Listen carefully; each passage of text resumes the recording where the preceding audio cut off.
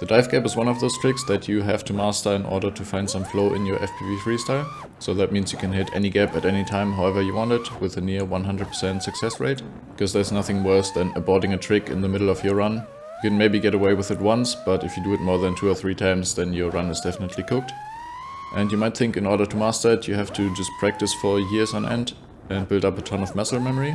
But that's not really the case, because there's a lot of technique involved that makes it a whole lot easier. And today I'm gonna show you those techniques for both the Split-S dive and also the Powerloop dive. And I'm gonna do it in the sim because it's just much easier to show what I'm doing. You get the stick cam, and also added this flight path feature, so you can actually see where I'm going. So most people, when they try their first Split-S, they do something like this. Go right above the hole and then try to drop in. But if you do that, you have basically no time at all to react. And even if you're off a little bit, you're basically just guaranteed to crash, because there's not enough time to do anything. So what you want to do instead is come in from very low and punch up high. And now you have all the time in the world to react. If you're off, you can pull out. So let's see if I'm a bit short here, I can just pull out. Nothing happens. So let's do that again. Very high. And let's look at the flight path. So here, I'm already turned over, and I can see the hole, and have all this time to react. If I'm off a little bit, I can pull out, like here. And yeah, so what you want to do is just maximize the time you have to react. But just going high isn't actually enough, because if you come too short, there's actually nothing you can do, because you can only push the quad in the forward direction. And you can't go further back. So if you come too short, there's nothing you can do. But if you come too far back, then you can always correct it with a little throttle blip. So what you really want to do is go a bit far on purpose, and then once you're above the hole, just tap it in. So a bit far, little tap on the throttle. And let's look at the flight path as well. Come in high, throttle.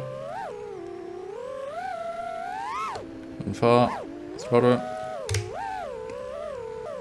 So if you go a bit too far and then tap it in, you can always stay in control the entire time, and your flight path is gonna have this little hook shape. It goes fast, fast, fast, fast, fast, and then as soon as you're above the hole, give it a little tap and then fall straight in.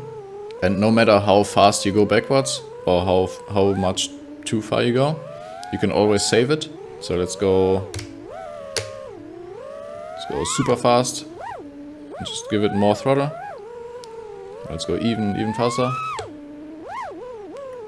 You can just always save it. So here it does basically like a 90-degree turn down. So that's how you do easy dives, but there's a bit of a trick to hard dives as well. So let's take this cooling tower for example. Big long cooling tower. And if you do the same thing where you come in from up high, so this is already difficult, as you can see. Super sketchy.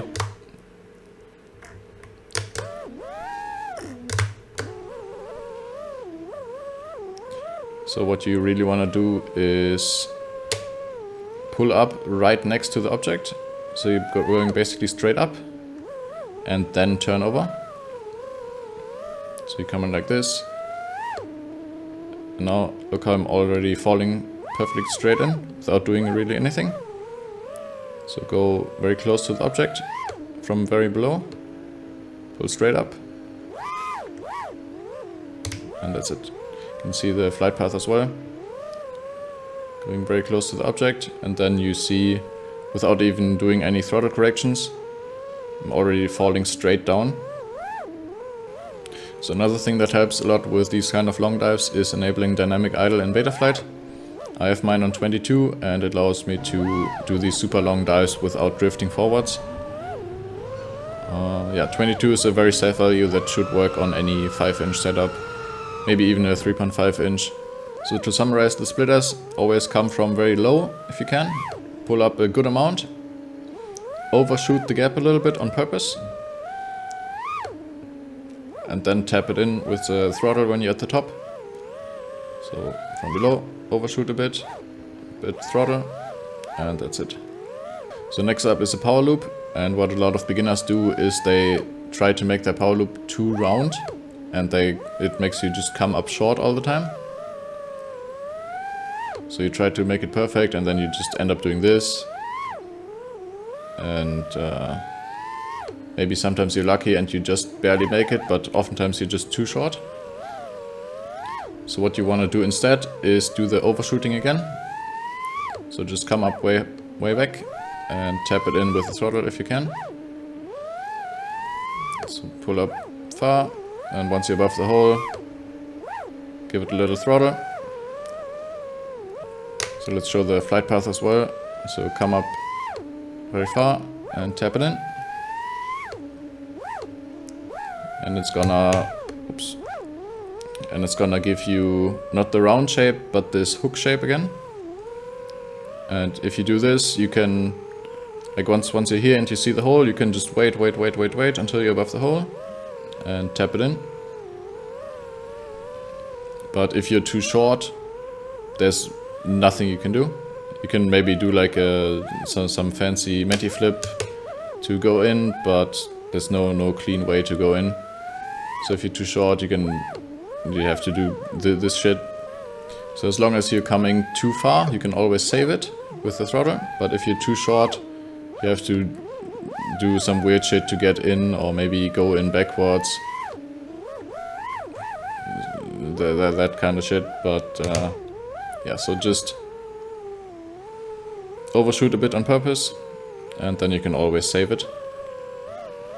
And another thing with the power loop is, since you're blind most of the time, what you really need to do is line up your angle, your sideways angle, right here on the floor before you even take off.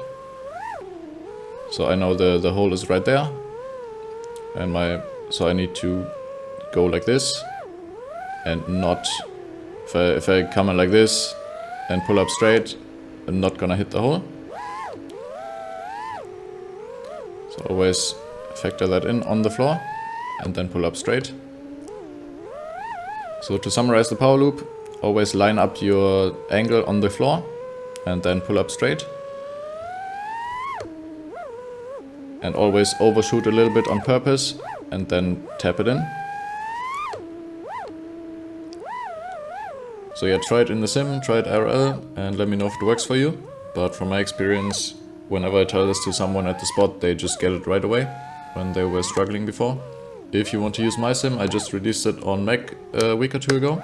So if you only have a Mac, then you can also play it now.